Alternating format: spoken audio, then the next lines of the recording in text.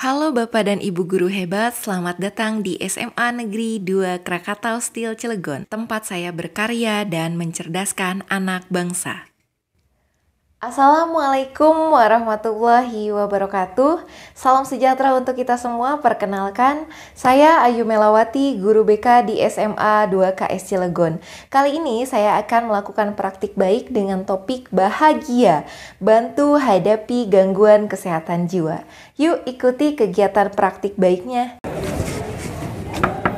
Assalamualaikum. Sebelum kita memulai bimbingan klasikal, di sini biasanya kalau berdoa dipimpin oleh siapa? Siapa yang berani boleh angkat tangan?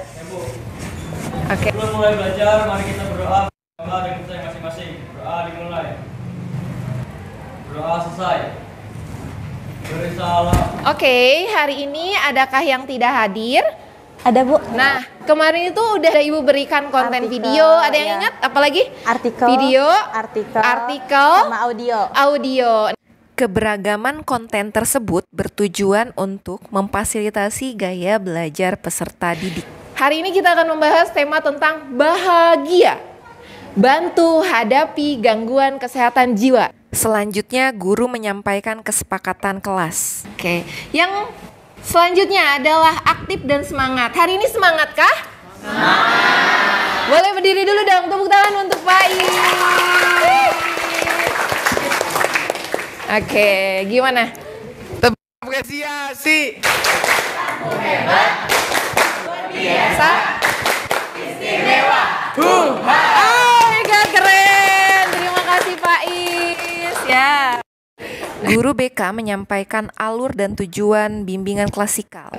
Tujuannya agar siswa memahami pentingnya menjaga kesehatan jiwa, mengenali tanda-tanda gangguannya, dan mengembangkan keterampilan sosial serta emosional. Tepuk satu kali. Oke, coba ya. Halo. Hai. Hai, halo. Satu. Satu. Tiga. Tiga. Dua.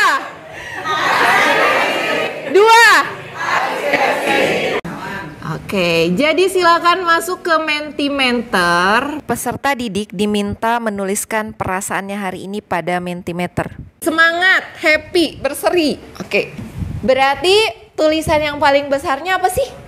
Semangat. Senang dan semangat ya. Tuliskan masalah apa sih yang sering dialami remaja? Peserta didik diminta menuliskan masalah-masalah yang terjadi pada remaja di Mentimeter. Salah pergaulan, gangguan kecemasan, dan pressure harapan orang tua. Selanjutnya peserta didik menuliskan berapa banyak masalah yang dialami dalam 3 bulan terakhir. 3 bulan terakhir kira-kira punya berapa banyak masalah sih gitu kan? Ya. Kira-kira kalau masalahnya tidak terpecahkan, apa sih yang terjadi sama remaja tersebut? Seperti contohnya gangguan mental, dia akan lebih susah konsentrasi dalam pelajaran. Oke. Atau dalam kehidupan sehari-hari. Langkah selanjutnya adalah peserta didik diminta untuk membuka Padlet melalui scan barcode. Kemudian peserta didik memilih presentasi angka sesuai dengan pemahaman yang diperoleh.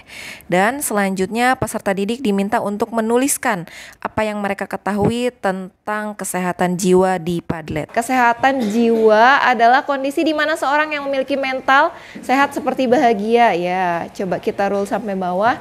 Selanjutnya, guru meminta peserta didik untuk menyimpulkan apa yang dimaksud dengan kesehatan jiwa dari yang telah dituliskan pada Padlet dan memberikan apresiasi kepada peserta didik tersebut.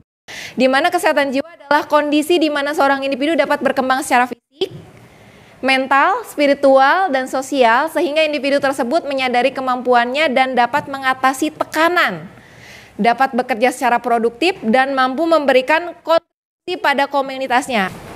Jadi menurut saya bagaimana kita bisa memberikan kontribusi untuk komunitas kami itu juga bisa berupa ide atau gagasan atau juga peran sebagai pemimpin dalam suatu kelompok.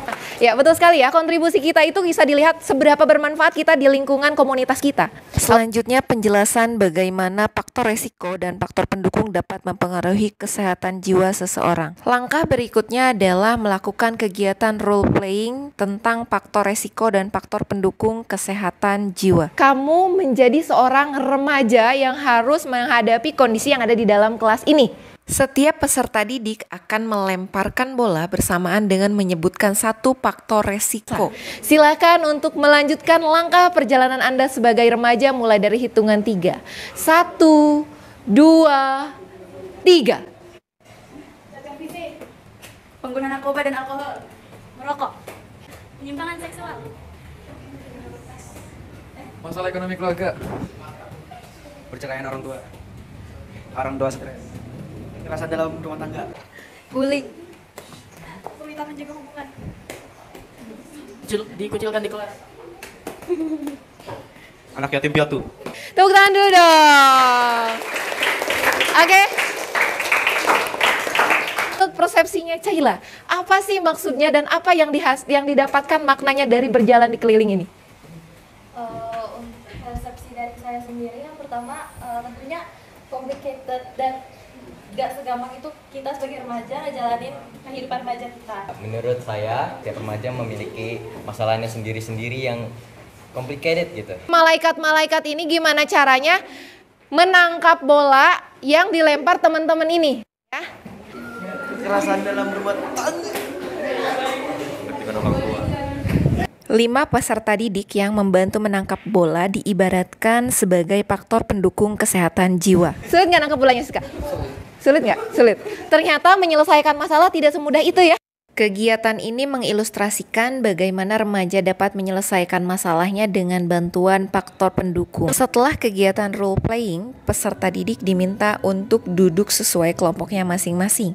Pembentukan kelompok yaitu berdasarkan hasil voting presentase pemahaman peserta didik dari konten yang telah diberikan. Setiap kelompok mendapatkan tugas yang berbeda-beda, mulai dari pertanyaan yang sederhana sampai pertanyaan yang sangat kompleks. Boleh milih mau produk yang mana yang dibuat sesuai dengan minat tiap kelompok.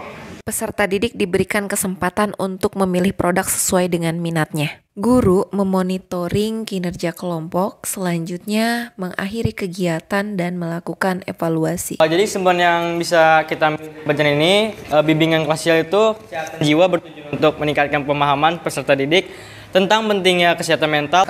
Kesan dari saya untuk hari ini itu seru banget. Banyak banget materi yang dapat kita dapatkan. Oke, tepuk tangan dulu dong untuk Satria. Gila, seru banget. Ya.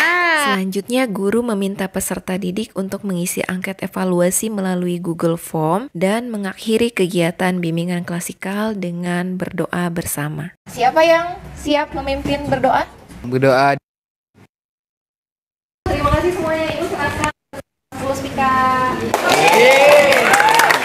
Perkenalkan, nama saya Raden Bagus Adriana Putra Gumawang. Kesan saya merasa sangat terbantu dan juga bimbingannya itu sangat seru. Materi yang disampaikannya itu tuh sangat mudah dipahami. Perkenalkan, nama saya Gabriel Belvaldo Sandar.